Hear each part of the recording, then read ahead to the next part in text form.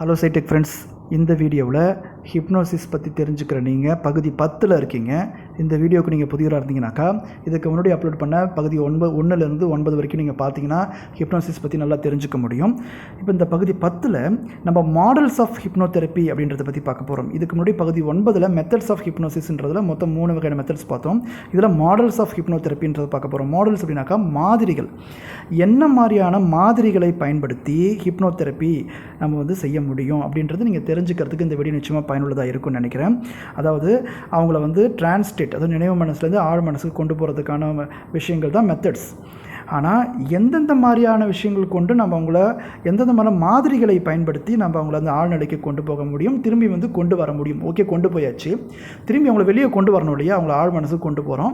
ஆழ் மனசுக்கு எப்படி கொண்டு போகிறோம், அங்கே ஆழ் மனசுலேருந்து திரும்பி வெளியே எப்படி கொண்டு வரோம் அப்படின்றதுக்கு இந்த வீடியோ நிறைய விஷயங்களை உங்களுக்கு சொல்லணும்னு நினைக்கிறேன். முக்கியமாக நான் இந்த விஷயங்களில் மொத்தம் 3 வகையான டெக்னிக்ஸை நான் இதில் சொல்கிறதுக்கு முயற்சி பண்ணுறேன். முதல் விஷயம் என்னென்னாக்கா ஏஜ் ரெக்ரெஷன் அப்படின்னு சொல்லக்கூடியது. ஏஜ் ரெக்ரெஷன் அப்படின்றது என்னென்னா, அவங்கள முதல்ல தூங்க வச்சுட்டு அந்த ஆழ்நிலைக்கு கொண்டு போயிட்டு அந்த ஆழ்நிலைக்கு கொண்டு போகிற அந்த ஸ்டேஜில் நீங்கள் சொல்ல வேண்டிய விஷயம்னா ஏஜ் ரெக்ரெஷன் அண்ட் ப்ரோக்ரெஷன் சொல்லக்கூடிய முறை தான் முதல் மெத்தட்.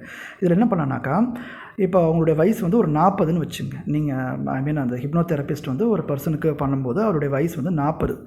அந்த நபருக்கு 40, ஹிப்னோதெரப்பி அட்டன் பண்ணுறது நபருக்கு வயசு 40. இப்போ அவருக்கு என்ன பண்ணணும் கேட்டிங்கனாக்கா, அவருடைய வயசை கொஞ்சம் கொஞ்சமாக குறைச்சி கொண்டு போக போகிறோம். இது ஏஜ் ரெக்ரெஷன் அண்ட் ப்ரோக்ரெஷன் மெத்தட்னு சொல்லக்கூடியது. சார், உங்களோட வயசு இப்போ 40, உங்கள் லைஃப்பில் என்னெல்லாம் நடந்துகிட்ருக்கு அதை பற்றி கொஞ்சம் சொல்லுங்கள் அப்படின்னு நம்ம அவர்கிட்ட சொல்லலாம். அடுத்து என்ன பண்ணால் அவர் என்ன பண்ண கேட்டிங்கனாக்கா, அவர் அந்த வயசு 40ல் இருக்கிற விஷயங்களை அவர் திங்க் பண்ணி ஒரு சில விஷயத்தை அவர் அந்த ஸ்டேட்டில் சொல்ல ஆரம்பிப்பார். இப்போ உங்களோட வயசு 35, அவரோட வயசு உண்மையான வயசு 40. இப்போ 40ல் ஆரம்பித்து கொஞ்சம் கொஞ்சமாக குறைச்சிக்கிட்டே போகிறோம். இப்போ உங்களோட வயசு 35. இந்த 35 வயசில் நீங்கள் என்ன மாதிரியான விஷயங்கள்லாம் நடந்துச்சு அதை பற்றி ஷேர் பண்ணுங்கள் அப்படின்னு கொண்டு போகலாம். அடுத்து உங்களோட வயசு இப்போ 30.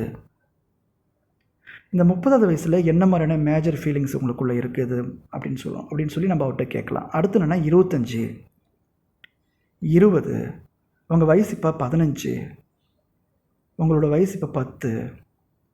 இப்படி நம்ம என்ன பண்ணுறோம், 40 வயசுலேருந்து 10 வயசு வரைக்கும் கொண்டு போகிறோம். இந்த ஒவ்வொரு ஸ்டேஜாக அவரை குறைச்சி அவரது ஆழ்நிலைக்கு கொண்டு போயிட்டு அதில் இருக்கிற விஷயங்களை நம்ம ஒவ்வொன்றா கேட்டு தெரிஞ்சுக்கலாம்.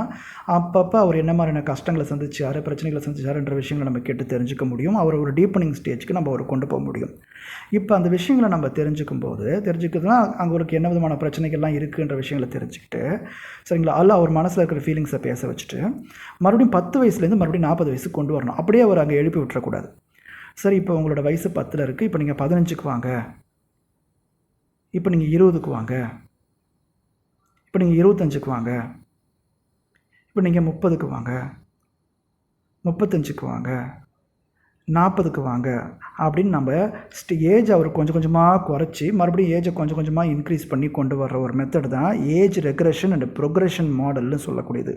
இன்னொரு மெத்தட் என்னன்னா லைஃப் ரெக்ரெஷன் அண்ட் ப்ரோக்ரெஷன் சொல்லக்கூடியது. இந்த life regression and progression model எப்படி பயன்படுத்துகிறாங்கனாக்கா, வாழ்க்கையின் ஒவ்வொரு கட்டம். இப்போ அவர் என்னென்னா ஒரு ஒரு மிகப்பெரிய ஒரு நிறுவனத்தில் ஒரு தலைமை அதிகாரியாக இருக்கார், ஒரு மேனேஜராக இருக்காருன்னு வச்சுங்க. ஸோ இப்போ நீங்கள் என்ன பண்ணுறீங்க, உங்களுடைய இதுக்கு முன்னாடி நீங்கள் உங்களுடைய காலேஜ் லைஃப் பற்றி சொல்லுங்கள், உங்களோட மேரேஜ் லைஃப் பற்றி சொல்லுங்கள். நீங்கள் காலேஜ் படிச்சுட்டு இருந்தீங்க இல்லையா, ஃபைனல் இயர் படிச்சுட்டு இருந்தீங்களா, அதை பற்றி சொல்லுங்கள். நீங்கள் காலேஜ் ஃபஸ்ட்டு ஸ்டார்ட் பண்ணீங்க இல்லையா, ஃபஸ்ட் இயர், அதை பற்றி சொல்லுங்கள். நீங்கள் ஸ்கூலிங் படிச்சிங்க இல்லையா, ஹையர் செகண்டரி, அதை பற்றி சொல்லுங்கள். நீங்கள் ஹையர் செகண்டரி படிக்கிறதுக்கு முன்னாடி நீங்கள் 10th படிச்சிங்களே, அதை பற்றி சொல்லுங்கள்.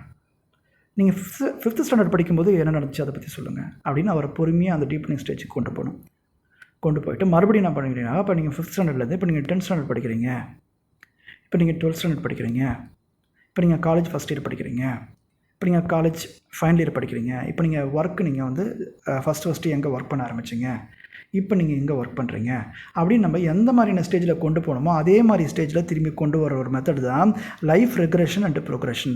ஸோ ஒவ்வொரு நிலையாக அவரை கடக்க வச்சு, வாழ்க்கையின் ஒவ்வொரு கட்டத்துக்கு கடக்க வச்சு கொண்டு போய் மறுபடியும் ஒவ்வொரு கட்டமாக அவர் மறுபடியும் பழைய நிலைக்கு கொண்டு வர ஒரு முறை தான் லைஃப் ரெக்ரெஷன் ப்ரோக்ரெஷன். ஏஜ் ரெக்ரெஷன்றது ஒவ்வொரு வயசாக 5 வயசாக குறைக்கிறது, 3 வயசாக குறைக்கிறது, திரும்பி அதே 3 வயசாக இன்க்ரீஸ் பண்ணி கொண்டு வர்றது. இந்த மாதிரி அவங்கள ஒரு டீப்பனிங் ஸ்டேஜுக்கு கொண்டு போயிட்டு மறுபடியும் அவங்க பழைய நிலைமைக்கு கொண்டு வர ஒரு மெத்தட் இந்த 2 வகையான மெத்தடை பயன்படுத்துது. 3ஆவதாக பண்ணுற மெத்தட் என்ன அப்படின்னாக்கா இன்டகிரேஷன் ஆஃப் சிபிடின்னு சொல்லக்கூடியது. சிபிடி அப்படின்றது ரொம்ப முக்கியமான ஒரு தெரப்பி, காக்னேட்டிவ் பிஹேவியர் தெரப்பின்னு சொல்லக்கூடியது. எண்ணம் மற்றும் பழக்க வழக்கத்தை மாற்றக்கூடிய அல்லது மாடிஃபை பண்ணக்கூடிய ஒரு உளவியல் சிகிச்சை தான் இந்த சிபிடின்னு சொல்லக்கூடியது. இது உளவியலாளர்களால் வழங்கப்படக்கூடிய ரொம்ப முக்கியமான ஒரு அறிவியல் பூர்வமான கட்டமைக்கப்பட்ட ஒரு கரெக்டாக எல்லாராலையும் ஒப்புக்கொள்ளப்படுகிற ஒரு சிகிச்சை தான் இந்த சிபிடி. இந்த சிபிடியோடு சேர்ந்து இந்த மாடல்ஸை நம்ம பயன்படுத்த முடியும். ஸோ இதில் வந்து என்ன விதமான தொந்தரவுகள்லாம் இருக்குது, என்ன விதமான எண்ணங்கள் இருக்குது, அதாவது அவங்களுடைய பிஹேவியர் வந்து இப்போ என்ன பிஹேவியர் இருக்குது, இதுக்கு முன்னாடி எந்த மாதிரி பிஹேவியர் பண்ணாங்க, இதுக்கு முன்னாடி என்ன பிஹேவியர் பண்ணாங்கன்னு ஒவ்வொரு பிஹேவியராக நம்ம கேட்டு தெரிஞ்சுக்கலாம்.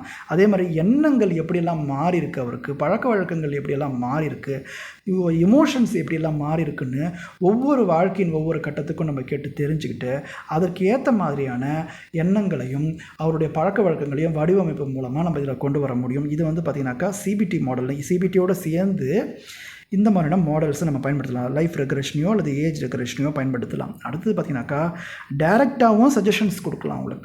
அவங்கள ஆழ் மனசில் கொண்டு டைரெக்டாக சஜஷன் கொடுக்கலாம். டைரெக்டாக நீங்கள் என்ன பண்ணி, இப்போ உங்களுடைய வயசு 10 வயசில் என்ன நடந்துச்சு அப்படின்னு நம்ம கேட்கலாம். இல்லை உங்கள் வாழ்க்கை நடந்த ரொம்ப முக்கியமான சம்பவங்கள் என்ன நடந்துச்சு அதை பற்றி நீங்கள் சொல்லுங்கள் அப்படின்னு நம்ம கேட்கலாம். உங்கள் மனசில் ரொம்ப ரொம்ப பாதித்த விஷயம் இது, நீங்கள் ரொம்ப ரொம்ப சந்தோஷமான விஷயம், பர்டிகுலராக ஒரு விஷயத்தை டைரெக்டாக நம்ம கேட்டு தெரிஞ்சுக்கிறதுக்கும் அங்கே போய் நம்ம சஜஷன் கொடுக்கறதுக்கு நம்ம முயற்சி பண்ணலாம். உதாரணத்துக்கு அவர் ஸ்மோக்கிங் அவர் நிறுத்தணும்னு நினைக்கிறார் அப்படின்னாக்கா ஸ்மோக்கிங்கை நிறுத்துறதுக்கான டைரெக்டான சஜஷன்ஸை நம்ம அவங்களுக்கு கொடுக்கலாம். ஸோ இவைகளும் கூட ரொம்ப முக்கியமான மாடல்ஸாக இருக்குது. முக்கியமாக ஒரு 3-4 விதமான மாடல்ஸ் எப்படிலாம் வந்து ஹிப்னோதெரப்பியில் பயன்படுத்துகிறாங்கன்றது நான் இந்த வீடியோவில் நான் சொல்கிறதுக்கு முயற்சி பண்ணேன். நான் ராஜ்குமார், உளவியல் சிகிச்சையாளர், சைக்காலஜிக்கல் டெக்னிக்ஸ் சைட்டெக் தமிழ் மூலமாக வீடியோ நான் கொடுத்துட்ருக்கேன். இந்த வீடியோக்கு சேனலுக்கு புதிய வந்தாக்கா நீங்கள் சப்ஸ்கிரைப் பண்ணி வச்சுங்க, லைக் பண்ணுங்கள், ஷேர் பண்ணுங்கள், கமெண்ட் பண்ணுங்கள்.